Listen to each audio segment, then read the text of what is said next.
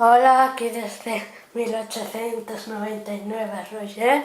Voy a hacer un experimento con una vela. Necesitaremos un encendedor y una piel de naranja. Con el encendedor, con una flama pequeña, la juntamos a la grande y hace una más grande. Pequeña, grande, pequeña, grande. Se podría llamar que es un juego. Y con la piel de naranja hace chispas.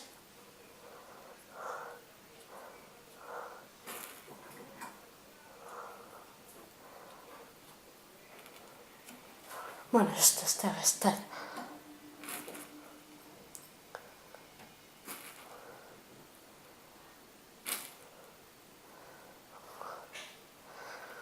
Ya veis, un experimento con el fuego. Si os gusta, decid que os gusta, y si no os gusta, pues también. Hasta la próxima.